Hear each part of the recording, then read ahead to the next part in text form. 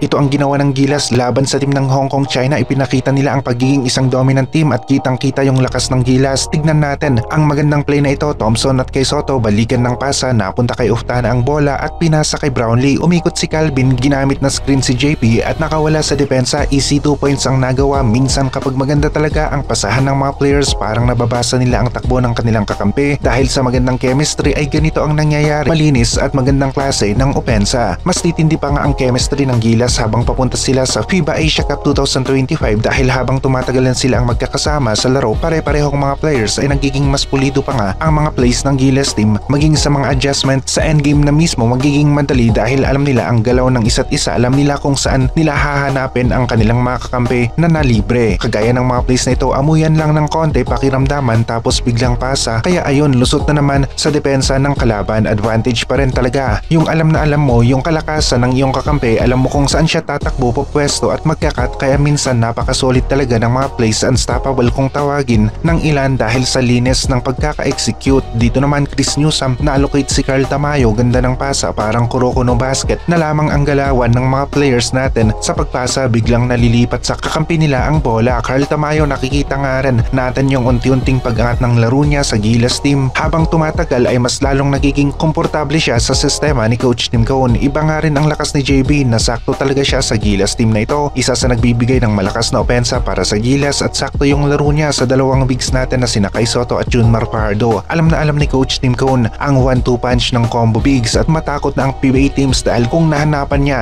ng isa pang big na magiging kasama ni Japet tapos may JB, babalik sa kanila ang kampyonato. Matagumpay ang Hinebra noon dahil sa tulong ng mga bigs na sina C-Stand at Greg Slaughter. Pero yun nga, hindi maiiwasan na minsan business nga rin ang pagbuo ng mga team sa PBA. Naghahanap sila ng mga mas bata na pwede nilang i-develop at sana ma-develop nga rin talaga. Nakikita natin na magkahalimaw na naman si Kai sa game nila kontra sa team ng Hong Kong kagaya ng ginawa niya sa mga play na ito at posible na mas lumaki pa ang lamang ng Gilas kumpara noong last na nakalaban nila ang team ng Hong Kong China, lalong-lalo na at merong Junmar Fajardo. Kung gugustuhin nga ng Gilas, kaya nilang tambakan ang Hong Kong China ng mahigit sa 50 points o mahigit pa at sa lakas ng Gilas ngayon ay posible nilang gawin ito. Tuloy lang ang magandang opensa ni JB para sa Gilas sa game ngayong araw at asahan natin na marami sa mga players natin ang posibleng makagawa ng mga malakihang ambag sa Gilas team. Isa na nga ang Gilas sa top contender para sa gold medal sa FIBA Asia Cup at magiging isang magandang laban nga rin ang magaganap kapag naglaro ang Gilas laban sa team ng Australia dahil may history nga rin ang dalawang teams na ito. Dwight Ramos, kayang-kaya nga rin ang depensa ng Hong Kong China, kaya niyang maipasok ang kanyang sariling opensa, isolation play, konting lapit sa basket, ikot ng konti sabay angat para sa tira. Dito naman tayo pinabilib ni Kai Soto at Scottie Thompson. Akalain mo ba naman nakita kaagad ni Scottie si Kai Soto, reverse alley-oop, 200 slam dunk ang kanilang nagawa at maging sa NBA bihira ka lang makakita ng ganitong klase ng mga plays at dunk. Chemistry ng Gilas kitang-kita na mas tumitindi pa nga dahil gusto nila ang sistema, gusto nila ang mga plays, tulungan ang mga players natin, lahat merong ambag sa team kahit sa mga maliliit na bagay kagaya ng pagsuporta sa kanilang kakampi, nakakapagbigay ng lakas ng loob sa mga kasama nilang nasa loob ng basketball court. Napansin rin natin na isa talaga si Chris Newsome sa may magandang laro sa Gilas team, yung kanyang magandang court vision. Nakikita nga rin niya ang kanyang kakampi na open at aktibo rin sa pagdepensa, kahit anong role ang ibigay mo sa kanya, makikinig talaga at gagawin niya. Isang two-way player para sa Gilas team. Mr. Instant ang tawag natin dito kay CG Perez. Paano ba naman kapag naglalaro para sa Gilas team dahil talagang ginugulat niya ang mga fans bagong pasok, pero yung opensa nag-iinit kaagad, hindi niya kailangan ng oras sa loob ng basketball court para maging maganda ang kanyang opensa. Siya ang magiging isa sa alas ng Gilas sa clutch time, posibleng maasahan sa mga last seconds na opensa ng bawat quarter, lalong-lalo na sa fourth quarter dahil ilang ulit na niyang ipinakita na maganda talaga ang kanyang opensa kahit bagong pasok pa lamang siya sa loob ng basketball court. Japet Aguilar nga rin, meron naman talagang laro, kayang-kaya na gumawa ng score para sa Gilas team. Perez to JB tapos bigay kay Kembao, kitang-kita yung amuyan o chemistry ng Gilas sa play na ito. Asahan natin na lahat ng Gilas players merong playing time sa laro ngayong araw laban sa team ng Hong Kong China. Oras na nga para makuha ng Gilas ang ticket sa FIBA Asia Cup 2025 at magagawa nila ito kapag nagawa nilang manalo ngayong araw laban sa team ng Hong Kong China at malaki-laki ang chance ng Gilas na manalo. Kayang-kaya nila ang team ng Hong Kong, posible na maging sobrang laki ang lamang, posible naman na maglaro ang Gilas at sakto lang para manalo. Coach Tim Cone, siya na ngayon ang GOAT coach ng Gilas. Pinakamaraming nagawa para sa Gilas team at ngayon nakasama pa niya si long hair Coach Al Francis ay mas titindi pa nga ang Gilas team dahil kompleto ang mga staff na mas lalong magpapatibay sa ating national basketball team. team. Posible nga rin na sa mga susunod na window, testingin na rin ni Coach Tim Cone si Benny Boatwright kung manalo tayo laban sa team ng Hong Kong ngayong araw, dahil kung nanalo tayo laban sa team ng Hong Kong ay qualified na tayo sa FIBA Asia Cup 2025 at posible na tignan ni Coach Tim Cone sa mga susunod na window ang mga ibang players na may potential sa Gilas at sila ang paglalaroin niya para manalo. Coach Tim Cone nasa trial days pa lamang ng Gilas pero successful na kagad bilang isang coach. Sumusunod talaga yung mga players sa kanya at mukhang magagawa niyang magkaroon ng Gilas coach